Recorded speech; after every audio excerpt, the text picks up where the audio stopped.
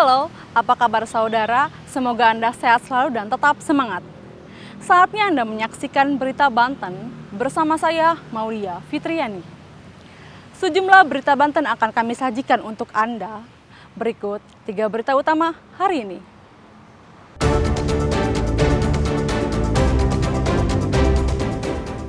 Sepuluh hari peristiwa pembunuhan bocah di Cilegon, polisi akui kesulitan ungkap kasus.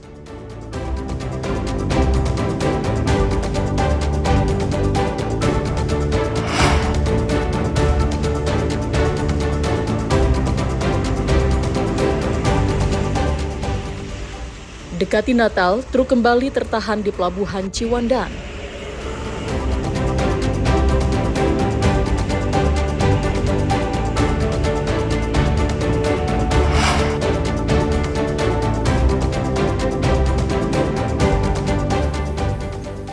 Diperdagangkan secara ilegal, 4 ekor orangutan dikembalikan ke Indonesia.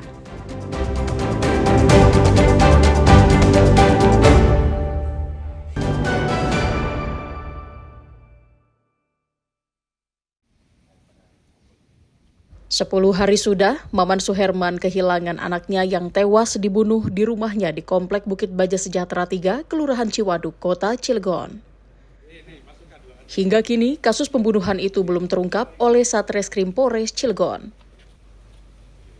Garis polisi masih membentang di rumah korban. Tidak semua orang bisa masuk sembarang. Sementara keluarga korban terpaksa mengungsi di rumah lain. Kasatreskrim Polres Cilegon, AKP Yoga Tama mengatakan, polisi mengalami kendala karena CCTV di rumah tersebut sudah lama rusak. Ditambah lagi pada saat kejadian ataupun setelah kejadian, kondisi di wilayah ini diguyur hujan lebat sehingga banyak jejak yang hilang pada saat olah TKP di luar rumah. Untuk perkembangan sekarang, adanya pertambahan saksi yang kita periksa dengan awalnya di 8, sekarang total saksi yang kita periksa ada 18 orang, baik dari pihak keluarga maupun non-keluarga. Dalam keadaan hujan yang cukup lebat, sehingga jejak-jejak yang keluar pun sulit diidentifikasi. Pada malam TKP kita sempat datangkan unit K9. Lalu untuk perkembangan lanjut untuk perkara ini kita sudah datangkan minta bantuan dari pihak Pusiden maupun Puslap 4 untuk membantu kita dalam mengidentifikasi TKP.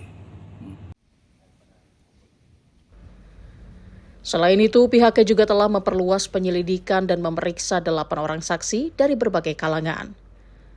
Saat ini pihaknya masih bekerja secara maraton untuk mengungkap kasus tersebut secara profesional dan transparan.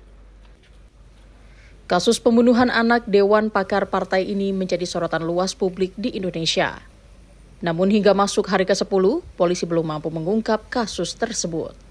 Ariel Maradus dan Haji Ramadan melaporkan dari kota Cilegon.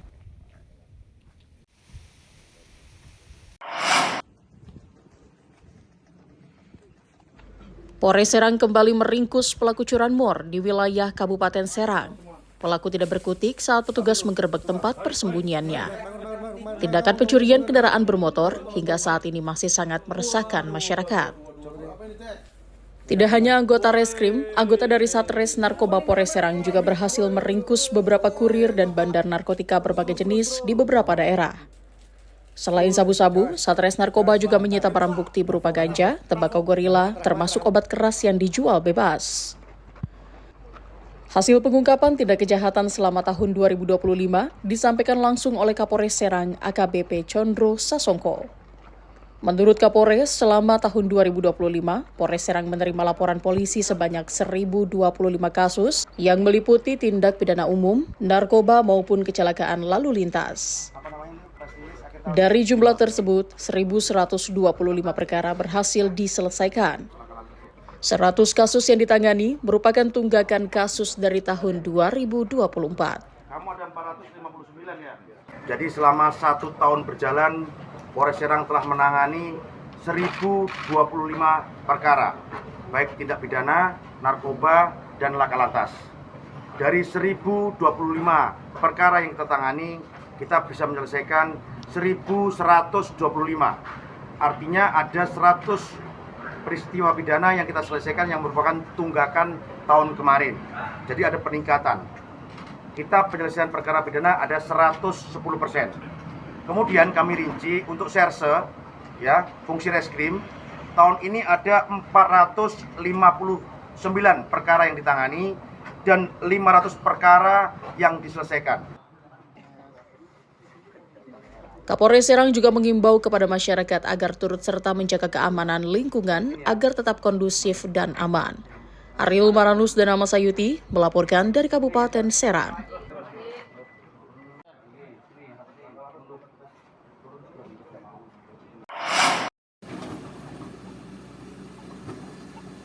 Setelah sempat terisolir, warga yang tinggal di beberapa desa di Kecamatan Cimanggu, Kabupaten Pandeglang, akhirnya bisa bernafas lega setelah jembatan yang ambruk pada awal bulan Desember lalu akan segera dibangun. Sebelumnya, jembatan penghubung antar desa ambruk saat dilewati truk pengangkut kayu. Bupati Pandeglang bersama sejumlah personil dari TNI Polri dan pihak swasta mengunjungi jembatan yang terletak di Kampung Pasir Nangka, Desa Keramat Jaya, Kecamatan Cimanggu, Kabupaten Pandeglang. Rencananya pembangunan jembatan sementara akan dilakukan dengan skema bantuan keuangan dari Kabupaten Pandeglang yang dibantu pihak swasta. Pembangunan jembatan sementara yang memiliki panjang 21 meter ini dilakukan lantaran jembatan tersebut merupakan akses utama warga untuk melakukan aktivitas sehari-hari. Kami hadir di sini, ini adalah sinergitas semangat membangun bersama untuk Kabupaten Pandeglang. Kami mengucapkan terima kasih kepada Pak Kapolres yang beserta jajaran, yang hari ini juga bersama Pak Dandim beserta jajaran, yang langsung melihat bahwa hari ini betul dilaksanakan untuk pembangunan Beli, yaitu jembatan sementara. Pembangunan jembatan sebagai upaya mempercepat pemulihan aktivitas warga, terlebih ruas jalan tersebut menjadi jalur utama yang selama ini dilalui warga.